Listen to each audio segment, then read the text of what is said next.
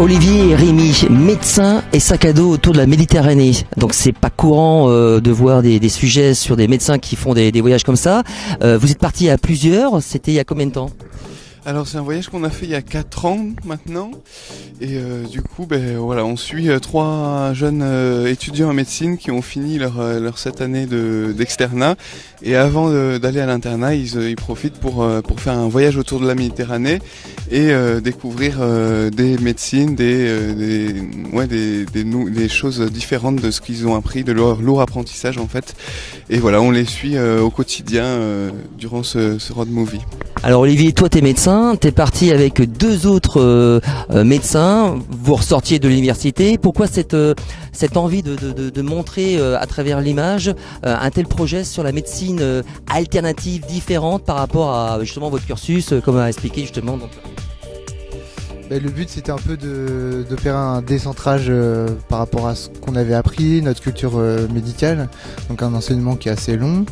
Et puis avec donc Marine et Élise qui sont aussi donc des amis et puis maintenant des médecins, on était assez branchés sur finalement l'envie de découvrir d'autres médecines à travers donc le voyage et les médecines dans d'autres cultures ou d'autres environnements, d'autres contextes. Et finalement le fait de le filmer et d'en faire un film, ça nous a permis d'avoir des réflexions un peu plus approfondies sur qu'est-ce qu'était la santé et à travers ce voyage quoi. Mais j'aurais envie de dire dans un premier temps, autour de la Méditerranée, il y a une grosse différence par rapport, on reste plus ou moins en Europe, enfin, autour de la Méditerranée, Europe et le reste, mais on n'est pas très très loin. Si ça avait été vraiment en Asie ou en Amérique latine, il y a vraiment un gros delta d'un pays à un autre.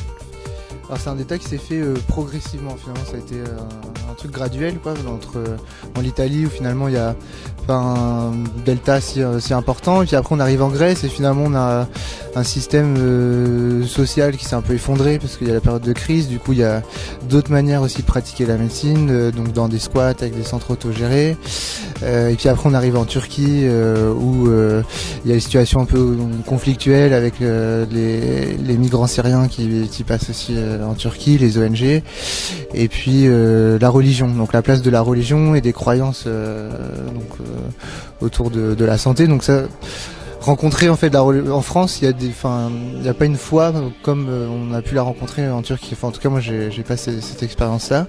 Et puis après, ça continue à augmenter au niveau du Delta où on arrive en Égypte.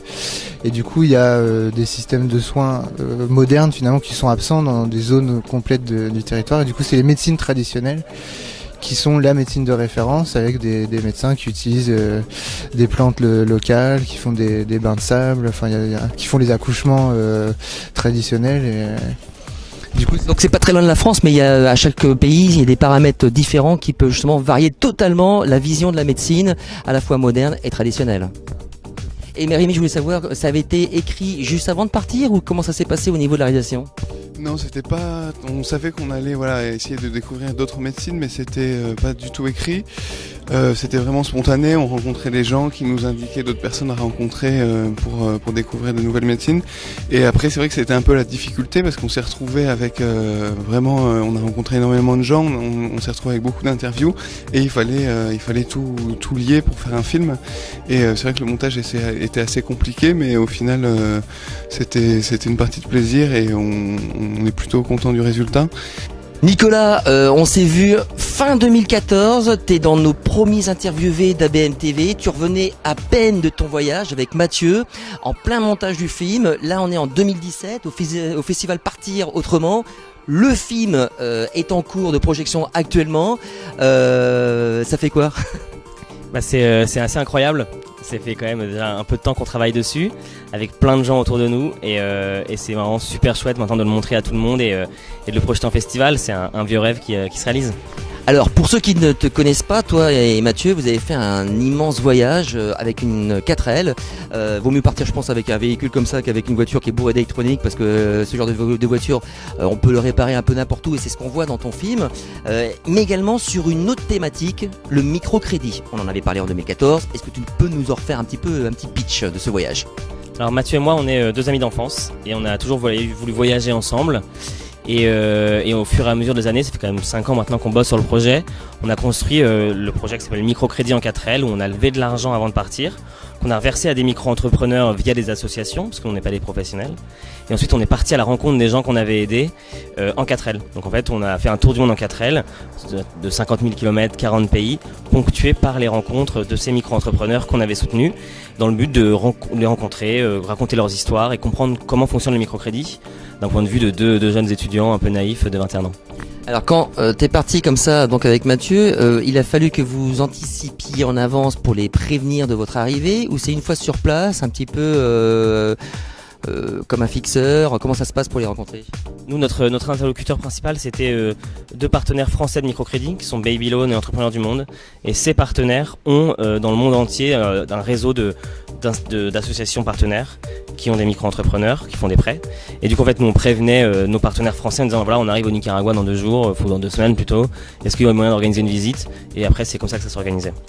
Donc ce film, on y voit 2 garçons amoureux du voyage, amoureux de leur voiture, et justement sur cette thématique du micro-entreprise. Donc en fait, et aussi 2 potes qui se marrent beaucoup. oui, bah on vous voit vraiment en train de une bonne humeur. C'est un film qui est destiné vraiment pour les gens qui ont envie de préparer un tour du monde ou qui veulent s'intéresser vraiment au microcrédit, ou un peu des deux. Après, pas pour préparer le tour du monde, parce qu'on donne pas beaucoup de conseils techniques, de petits conseils techniques, ça faut venir nous voir en direct et on sera ravis de les donner. C'est plutôt si vous avez envie de passer 52 minutes à rêver, à voyager, à découvrir un peu le microcrédit, si vous demandez un peu ce que c'est. Là, c'est vraiment la vulgarisation plus possible, c'est-à-dire qu'on raconte ce qu'on a vu, sans concept compliqué et sans que ce soit trop un cours. Donc c'est vraiment, si vous voulez comprendre ce que le microcrédit et voyager, faut regarder le film. François Speaker-Meyer, bonjour, bienvenue ici au festival. Est-ce que tu peux nous expliquer un petit peu ta présence au festival Le Théâtre Le Montfort? Oui, alors donc je suis une exploratrice de la beauté. Je suis j'aime voyager autrement, et c'est toujours à la recherche des codes de beauté et des façons que les gens ont de se faire beau. Et je vais pour ça dans le monde entier. Les hommes et les femmes, ou uniquement les femmes? Bien, les hommes sont aussi beaux que les femmes à mes yeux, et les femmes, voilà, les enfants aussi. Voilà, tout le monde tend vers la beauté, et c'est pas seulement réservé aux tribus, c'est aussi nous, notre propre société. Et j'ai envie de montrer qu'on n'a pas besoin de consommer pour être beau ou pour se faire beau. Voilà. Alors tu es ici pour 2 éléments. Tu as ton livre et également un documentaire. Est-ce que tu peux nous parler dans un premier temps de ton livre? Alors mon livre, c'est le résultat donc de travail que j'ai commencé en Éthiopie en 2009. Donc c'est l'année où j'ai entamé ce travail sur le thème de la beauté, en allant vers le sud de l'Éthiopie, vers l'Omo, la vallée de l'Omo, où se trouvent plusieurs tribus, les Amars, les Karo, les Nyangatom, etc. Pour photographier la diversité des codes. Justement, c'était un lieu qui est un périmètre assez réduit, qui me permettait d'accéder à plein de cultures différentes. C'était en quelle année tout ça? Ça, c'était en 2009. Avant ça, j'étais reporter de guerre, et c'est en Tchétchénie. Je travaillais pour Paris Match, j'étais reporter indépendante. Je photographiais le conflit en Tchétchénie. Et ce sont les femmes tchétchènes qui m'ont parlé et qui m'ont montré à quel point la beauté était importante pour elles. Au cœur de la guerre, elles l'utilisaient comme une arme de résistance pour provoquer un peu l'ennemi. Sur leurs talons aiguilles, elles passaient devant les checkpoints des soldats de l'adversaire pour leur dire, voilà, nous on est vivantes, on est belles, et la vie est plus forte que la mort. Voilà. Alors, une femme d'image, à la fois sur la beauté avec le livre, mais également dans le film. Ce film relate l'histoire, quelle histoire exactement?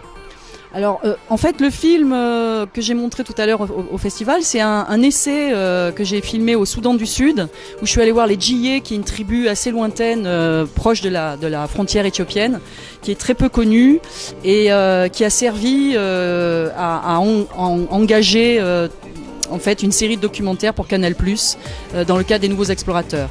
Voilà, c'était une émission formidable où je partais à la découverte des rituels de beauté pour Canal+, dans ces films de 52 minutes. Et là, j'ai l'intention de repartir sur un autre thème à travers des documentaires. Voilà, toujours aller de l'avant.